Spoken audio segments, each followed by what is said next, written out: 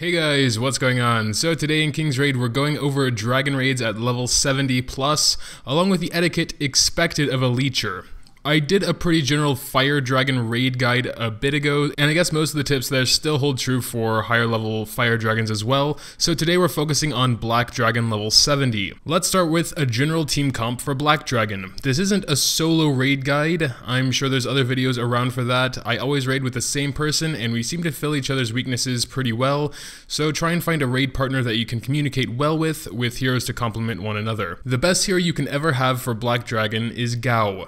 You can do it without him, but he's a huge boon to the entire team. He can cleanse the darkness debuffs while giving an attack buff, he can empty the dragon's CC gauge with one skill, alone, and can also act as a good frontline tank. Another really good hero is Kaula, mainly for his healing capabilities and the fact he can heal over a decently long period.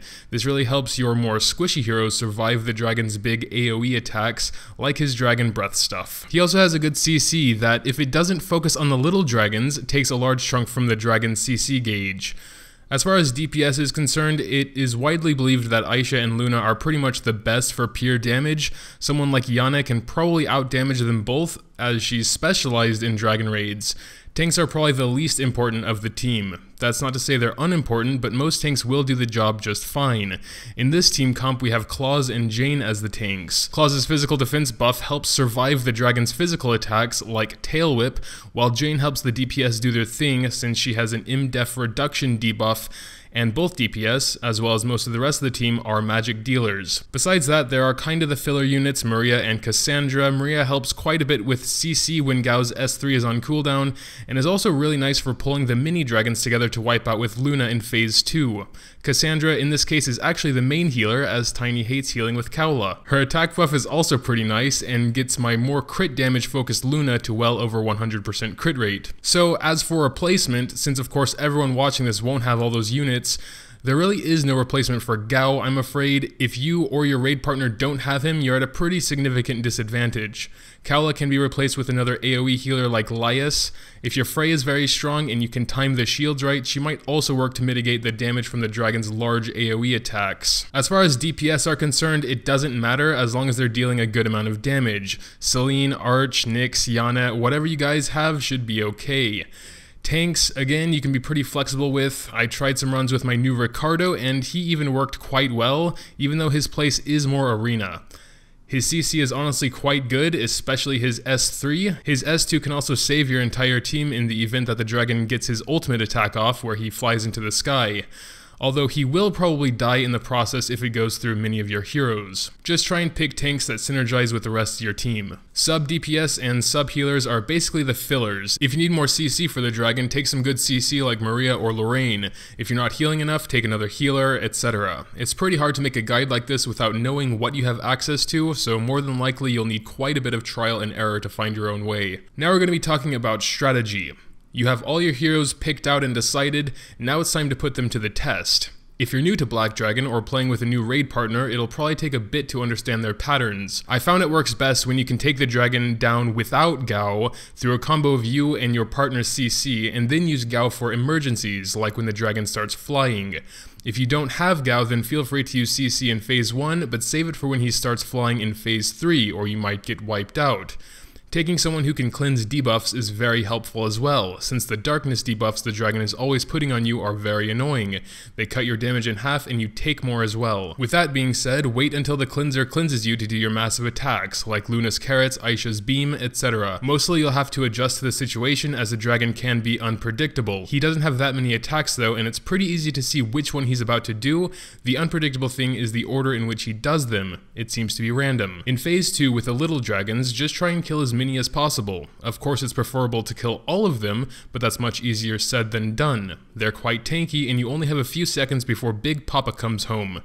Trying to time it right and save some big attacks for these little dudes might be a good idea. Again, this is something you'll get a feel for as you raid more often. When the dragon comes back, he'll bring more of his spawns to the table, basically rendering everything you did a second ago pretty useless. It's my understanding though that you just have even more to deal with had you not killed the ones from earlier. This is where things can get tricky. While he was away, he learned a new move called Dragon Fury, probably because you killed all of his babies. This is the move I was talking about earlier where he flies up, disappears, and within seconds you could be faced with a sad screen of failure or a lone Jane resting in her coffin. If you're lucky, he'll just hit the frontline tanks and you'll be fine, but sometimes he's an asshole and will go ahead and hit literally everyone. There are a few ways to manage this attack. First is just CCing him to the ground. Easy mode is Gao's S3. Not only can he do it alone, but he's immune to CC while casting, so there's no way it won't work. The bad thing with having to use more than Gao in this situation is the fact that the wind from the dragon's wing does some form of CC, and other things can stun you and stuff. So having to use multiple CCs to take him down is more risky. A few other ways is to try and mitigate the damage. With Baudouin, for example, you can save his S3 immunity shield for when the dragon flies up. If timed right, no one will take any damage. What's also cool is that Bao's shield and the dragon's Dragon Fury attack have the same cooldown. Kaola's healing might also be enough, but some squishy heroes might just get one-shotted. You'll just have to look at your hero's skills and see what might work in that situation. And yeah, that's pretty much it. Spam skills till he's dead, following the advice given for phase 1 as closely as possible.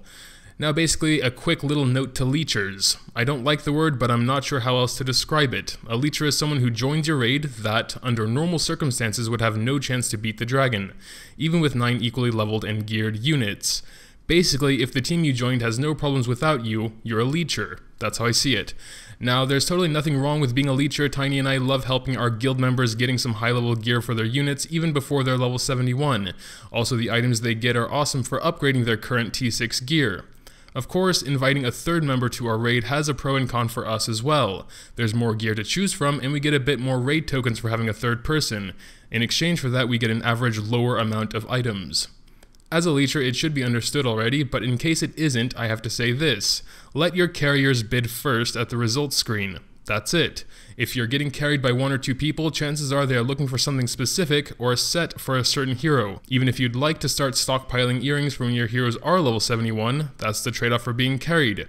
If it's something you can't accept, then do as Tiny and I did, farm Fire Dragon until you're strong enough for Black Dragon. One other thing on that note, when you're choosing the hero to go into battle, try and go for a support. One that can do something just as well at a high or low level. Cleansing and CC are always good, as your DPS won't make a large impact in most cases. And yeah, that pretty much sums it up. Make sure to drop a comment down below if you have anything to add or say, or if you have any other questions, I'll do my best to answer them. Leaving a like would also be greatly appreciated if you did find this helpful, or if you just liked it anyway. Just hit the like button, you know, it's all good. And also subscribe if you want to see more videos like this in the future. Thanks guys, as always, for watching, and until next time. Once again, a huge thank you to the supporters over on Patreon.